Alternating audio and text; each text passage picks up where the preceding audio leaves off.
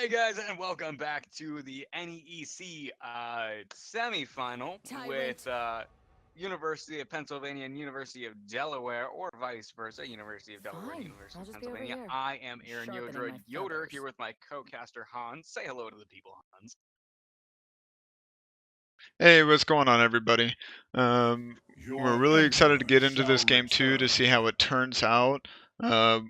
Checking out the bands here, we do see the typical Lee Sin and Zaya band that have been coming across from Delaware like they had in game one. That Lee Sin first band, Zaya's second band. Wouldn't be too surprised to see if they ban Caitlyn again, just to try and focus on making sure that they don't have that range. However, I wouldn't be surprised. Oh, yeah, here it comes with that Caitlyn ban. Going on over to University of Pennsylvania. Since they have the first pick there, they are going to be picking up Kaisa. To go back into game one, their first three bans were Kha'Zix, Aurelia, and then they banned Kaisa. This game, they're going to be banning Azir away from the mid lane and first picking that Kaisa to make sure that they have a nice, strong ADC. Right. And Delaware is going to be trying to answer that with picking up Swain, who actually made it to the secondary ban phase last game, trying to make sure that they have a strong pick in the top lane as well. That does make me question whether or not, like, what the value of this pick is specifically to University of Delaware. If Rito God Please or Herson actually prefers playing Swain, or if this is just sort of a power pick. So that's that. I'm curious about that, really. Oh, the Indeed. Nocturne going out of free XP here. That's not Yeah. looking. That's scary. Yeah, for sure. I was gonna try and pop that up. Is that we do have Nocturne coming across again for University of Pennsylvania. Free XP here did a great job on going for those assassinations. He built full armor pin. Definitely trying to focus on attacking that back line. And to come across from last game where let's see, they had a Delaware had a strong tank in the top lane with Gnar. Now they're going across a more, strong caster like Swain. He can be flexed into the mid lane more than likely. We'll see him in the top lane. But we're going to be seeing University of Pennsylvania again pick up a strong, really tanky support with Alistar, trying to help support that Kaisa in the bot lane and try and peel forward the best that they can. I will say I do like the response from University of Delaware picking up the Janna instead for that really strong disengage, right? So as soon as the Alistair and as soon as Free XP here jumps in with the Nocturne, they've got Janna there to be able to ult everybody away and kind of like shepherd for their team. So I'm curious to see how that's used. I really hope that we see some flashy plays out of Night Stealth, but with his positioning issues last game, I'm concerned.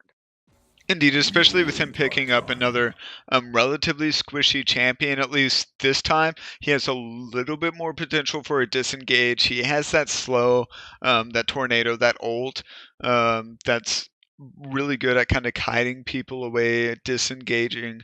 But to focus on the second ban section, we do see University of Pennsylvania banning away that Sejuani and Skarner, trying to focus out um, those jungle picks for Delaware, as you see them coming in with an Ivern, who's going to be a nice support style jungler, who's going to be pretty tanky. He's not going to have really any damage at all, which is going to be an almost complete counter, in the sense of like complete opposite play styles and champions, with that Nocturne going on over to Penn State.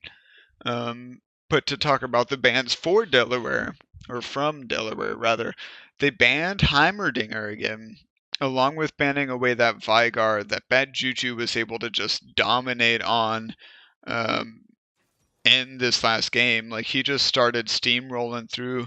The more kills he got, the easier it was for him just to burst down Delaware in a team fight. And it looks like they're going to be picking up a real, relatively safe, nice, sustainable Vladimir pick for the mid lane and going with that Ornn again in the top side. Yeah, and I mean that's probably a fairly safe choice, especially if the Swain does end up, and most likely will end up in the mid lane, as we could probably expect. I'm Wukong being picked up here for Rio Gods, please. Seems like he's got a type. Indeed. I think that it's not necessarily the best pick, but I feel like it may be a little bit easier for him to use his decoy, just with Ornn, him having that brittle and that Q and E combo to do a knockup. If somebody comes in for a gank, or even with just Ornn and him fighting 1v1, if he times that decoy correctly, yeah, he may take the damage from the E and the stun, but he'll be invisible long enough to where possibly they'll collapse on the decoy, or Ornn will hit the decoy for that brittle damage and that brief stun that's going to allow him either to get away, or maybe try and focus around the cooldowns there. At that point, Ornn would have blown probably all of his abilities. Um, and if Wukong can capitalize on that, we do see a possibility of him trying to just focus around an outplay rather than just straight up, like just my champion's Straight up better than yours kind of thing. Right, like a straight Like just like fist counter pump. pick. Right, counter pick. Don't know why we couldn't think of the word there. Yeah, no, we danced around that for quite some time. Yeah. Okay, so we talked about this the first game, and we were kind of like throwing around. Okay, so looking at just straight team comps, who do you think has the edge here? University of Pennsylvania or University of Delaware? Like, where do you think this is lying?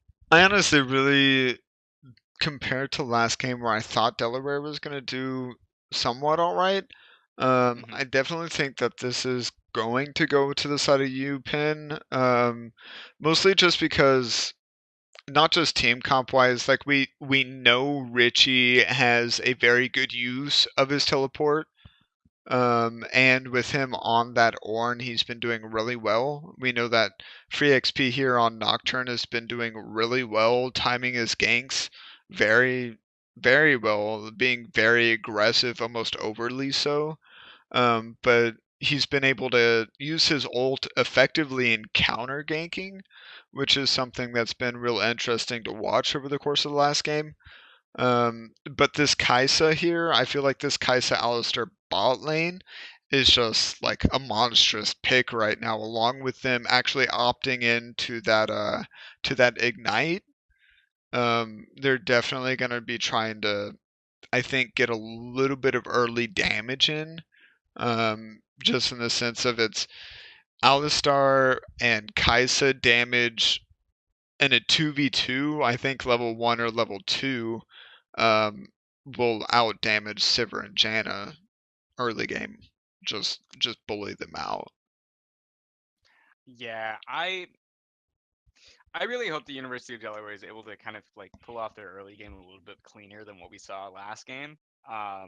Especially because of what you were talking about. Like playing with an Ivern, they're going to have to play around. All right, when can we get Ivern in lane? When we pull off these ganks? They're gonna have to wait for him to come through because they don't have a lot of playmaking potential on the bot lane with Sivir.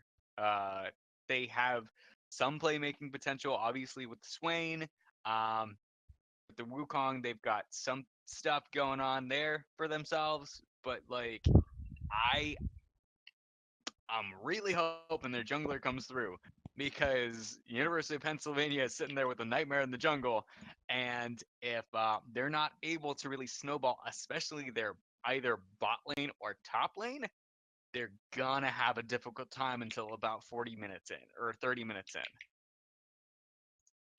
I don't know if I'm barking up the wrong tree there. That's kind of what I'm afraid of here for University of Delaware. You know, if they're not able to really pick up power somewhere, they're gonna find themselves falling behind. But beyond that, now we can take a look at least keystones and probably talk about that a little bit. Indeed. I apologize for me being briefly quiet there. I was trying to adjust the like display there. Just focusing on the masteries here. It's not weird to see that fleet footwork coming out of Sivir here. It's going to help her move around effectively and sustain a little bit. We're seeing the same thing coming on over from Kaisa. Luckily with Swain coming on down here, they're going to catch, I believe, all 4 of those members out, and then assume Michael Kwok is going to be down there since he is the ADC. Right, exactly.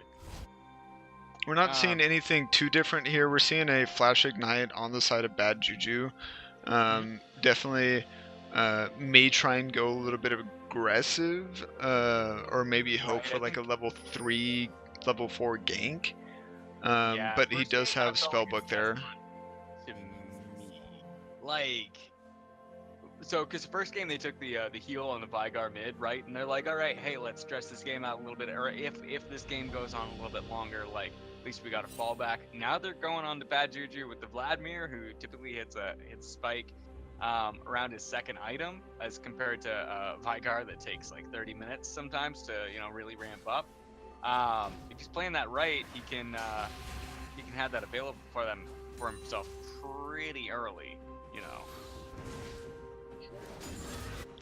Something that is going to be interesting to watch is that, especially since it's a newer pick to this series, is that Wukong up in the top lane, he is trying to scrap a little bit because he does have that Conqueror Keystone, trying to focus a little bit on out damaging the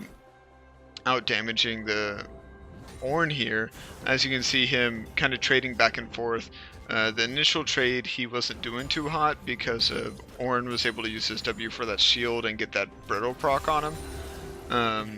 But he did his cooldowns are a little bit lower, so he was able to counter that once he hit level 2 with a EQ onto Ornn, shred a little bit of his armor and get another 1 or 2 autos in to definitely try and win that trade there, as especially since he does have that corrupting potion. Right, and that paired with the Conqueror is going to mean that he's able to put out a lot of damage onto the Ornn, onto Richie. So it's nice seeing him try to pair together good item combinations with what he's looking at as far as mastery. So I do find that interesting. Sometimes in some of these teams, you're looking at collegiate level teams, right?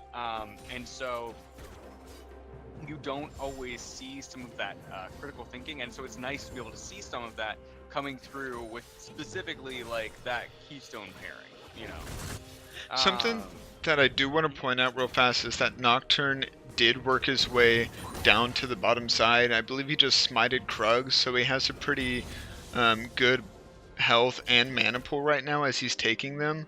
I was gonna say earlier, but now's as good a time as any, is that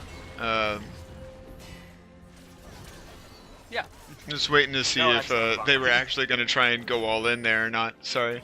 Is that Nocturne with him working down his bot side, if you, instead of going for Krugs, if you had kind of worked his way to that side and gone for a gank, the ward and the tri-bush from the side of Delaware would have expired, and it would have been pretty bad for them, just because they are so pushed up, just because inherently in the early game, Sivir does tend to push a little bit more just because of her W and her Q if she tries to use it to poke, does add a little bit extra damage onto the minion wave. It's about like trying to it's almost as hard as stalling a lane with Tristana while also trying to get those last hits in. Yeah, exactly. I mean, because you've got that damage kind of working towards you in a way that you really just have to work around. I mean, like, less auto attacks onto the minions simply because you've got all that extra damage flying onto them. One thing that I would like to kind of point out, ooh, it looks like Night Stealth getting caught up a little bit there. Will go fairly low. The Ignite burning down will end up taking them out in the end. Looks like Mini Dewey picking up the first blood for University of Pennsylvania. That Ignite is actually doing a lot of work for their team, especially after the rework.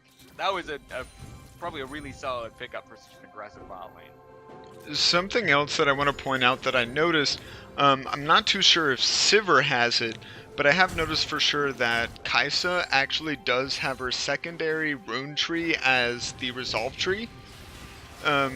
So I know that you can actually have this Ornn trying to go in for a gank. Owen in the top lane, then Ivern in the mid lane also coming in for a gank onto Bad Juju. Bad Juju flashed out of it though, so he's alright, but it means Into the Dust could probably come back through for another gank. But that's going to be a really hard lane for him to really do anything with.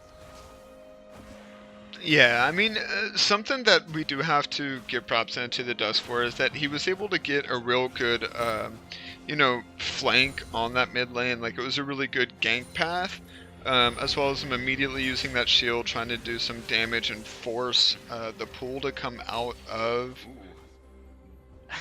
Hold that thought there. Mini Dewey coming in from the bot side.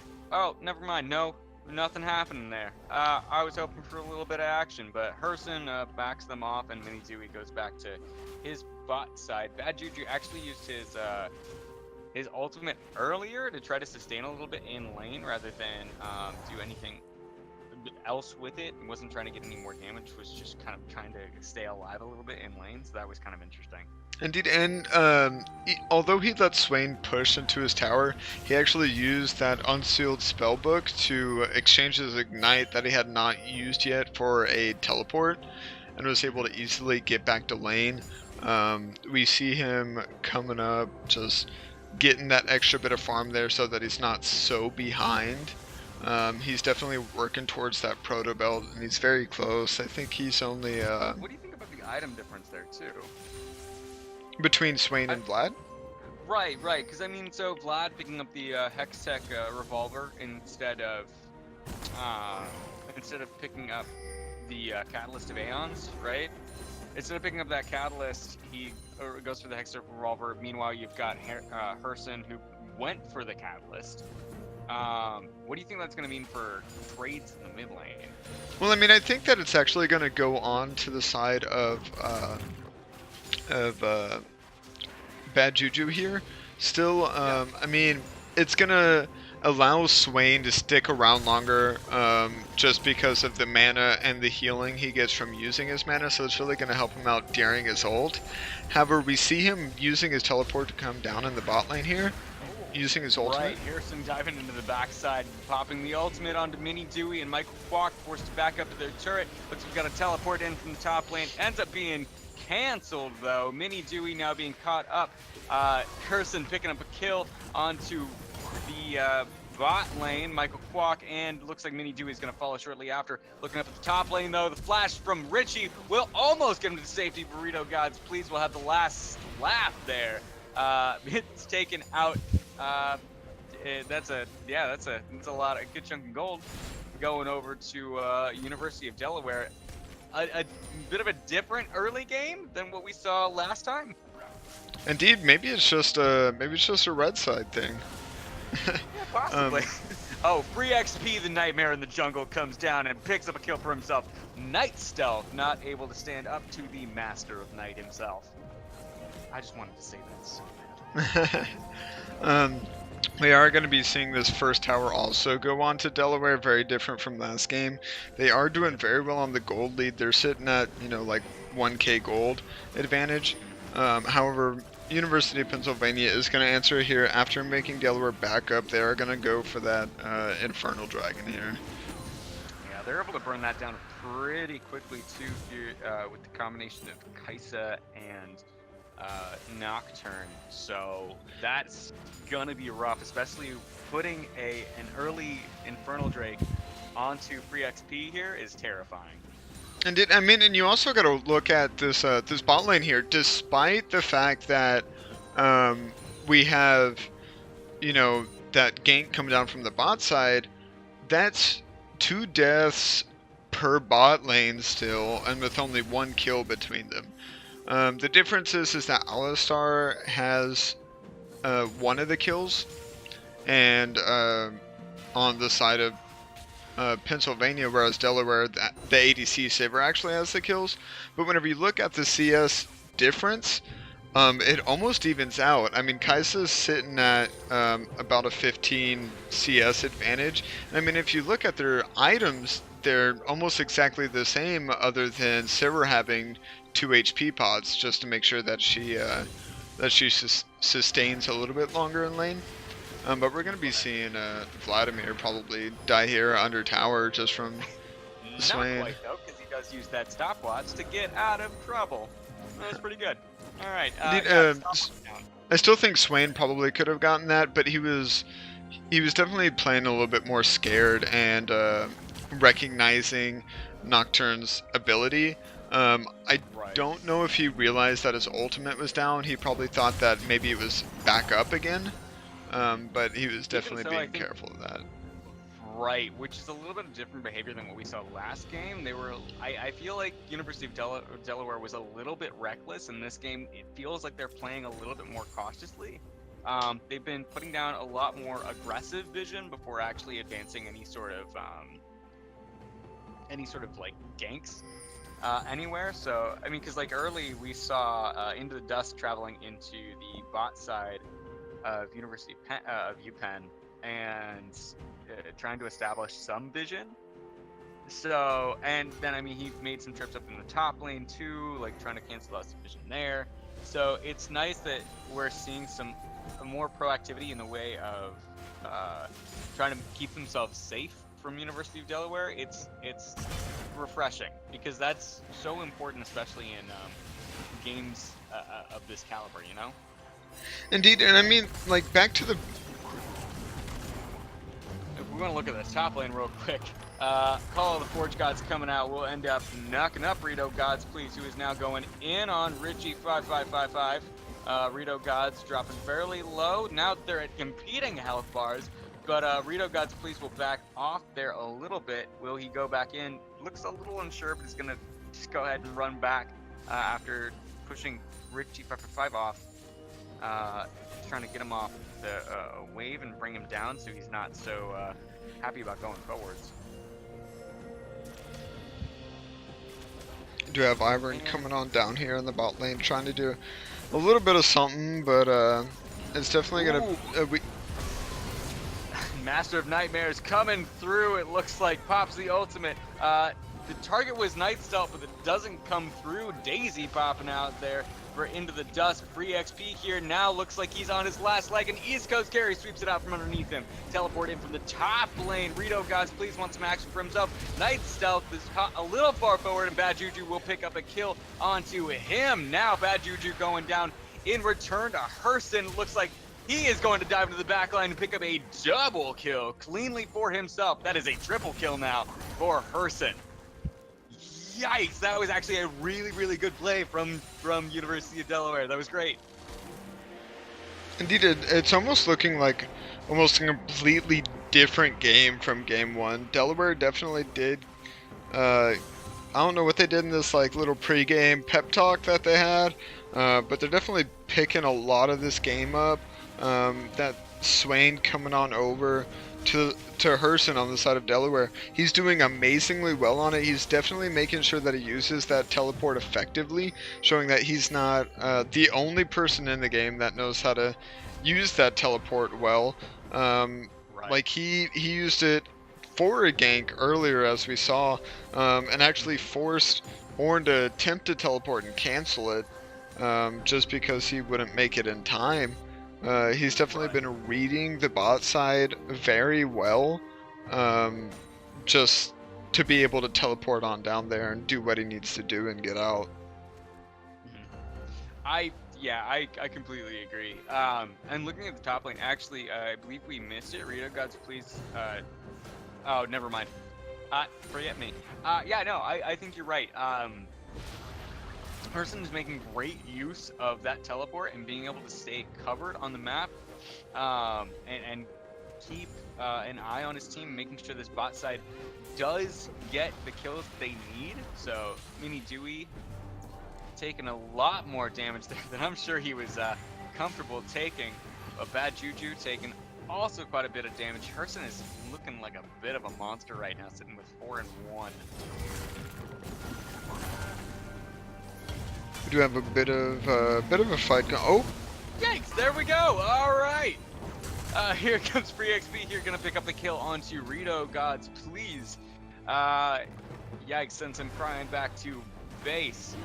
Meanwhile, on the bot side, Bad Juju is trying to spot a little bit of vision for his team. Looks like Richie 555 will come in here, try to do a little damage of his own into the dust, dropping fairly low. But Herson will have the last lap as he picks up a kill onto Michael Kwok. That is a double kill as he also picks up a kill on a Bad Juju.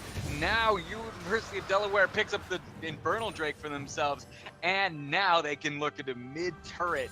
Hopefully they can take this out, take this down for their team. Indeed, I don't think it's going to be a problem for them. They've been doing really well, like we said earlier. But with that, we do have to see a great thing coming on over from Ivor, and his first item was actually a redemption that was able to actually top off 3 of the members there, and I believe take Night Stealth from half health or below back up to half health, or back up to, you know, like high health, to keep them from being burst. I don't know, I'm mumble jumbling my words a little bit. No, it's okay. It's all right. You got that. Word salad. People need to eat their veggies. But yeah, being able to top off his support was kind of nice, especially because Night Stealth was a little bit low. Oh, speaking of being low, Hurston dropping to about half health. The ultimate coming out of Night Stealth will knock back 3 members. It looks like Rito Gods Please is not finished here. We'll dive 1v4 into all 4 members.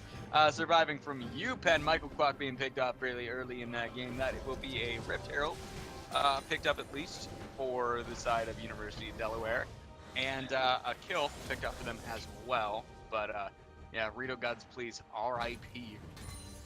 Indeed, right now we do have to see that they actually, not quite sure when it happened, but they do have that T2 tower on the bottom side. Excuse me, on that bottom side. They have all the T1 towers on the map taken, and also, they don't even have a single T1 tower on their side under half health. Quick note though, I was mistaken. University of Delaware did not take that Rift Herald. It was actually Bad Juju who picked that up for his team. That was a steal, and that was great because I didn't even see it. That was fantastic. It's definitely something that'll help them counteract the pushing here, just because we have them doing like a 1-4 split. They have all four like the essentially the more bottom side players from Delaware coming down here. They have the bot lane, mid lane, and jungler, whereas their top laner Wukong is going back up to the top lane to focus on split pushing here. There were minions sitting under his tower by the time he got there, but he has that Ravenous Hydra for that extra AoE damage. He's able to wave clear really well. He has that Q for the auto attack reset, that E that's going to give him more attack speed as well as doing a small bit of AoE damage. But you can see in not 30 seconds to 45 seconds, he's already pushed that wave all the way up to the T2 top tower, forcing Ornn to answer it. We have Nocturne sitting over here, about to be spotted out by a ward, waiting for someone to pop into vision to collapse on. But Ivern's doing a very good job of actually popping these down so that it's harder for them to get caught out, because they're able to sit in spots where there would normally be vision, but they're having University of Pennsylvania actually blow all their wards here. Yeah, exactly. I mean, which is also an added benefit that I don't think people factor into very much with Ivern, right? Like forcing people to waste, forcing especially the supports to waste their vision on trying to see into those bushes that are placed in lane. And something that actually I would have liked to see, no time. Michael Kwok being pushed, taken very low. Now all 5 members of University of Delaware are in the mid lane. What I was saying is taking just a sight ward, right? Placing it behind you or in the bush beside you, right? That way, when you see that ward being placed down, you don't have to waste your sweeper trinket. Ooh, looks like Daisy's popping out here. Jumping down here onto Richie on the back line, jumping in there. Looks like Free XP is going to be looking for a kill onto Rito. Please, Richie picking up that kill for himself. Now, Bad Juju jumps into the back line and will be picked off by East Coast Carry. Kirsten now jumping into the back line as well, blowing up the support from University of Pennsylvania. Now, University of Delaware looking for a little more blood, not even bothering with the towers there. Looks like they're going to continue doing a lot of damage on the backside, but Hurston won't be able to stand up for too long. A tower taken down for University of Delaware will let them shove it a little bit farther, but now Knights, Stealth, East Coast Carry, and Into the Dark are at about half health, not able to push a lot further. A lot of damage coming down here from Michael Kwok, though. So, yikes. A well-played team fight from University of Delaware, question mark? But they got a tower, so I can't say too much about it.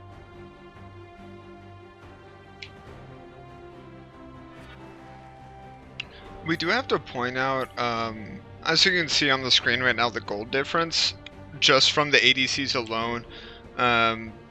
They both have their Essence Reaver finished off. We know that the next item for Kaisa is going to probably be going into a Rage Blade, whereas looks like Sivir's going to be focusing on a Infinity Edge.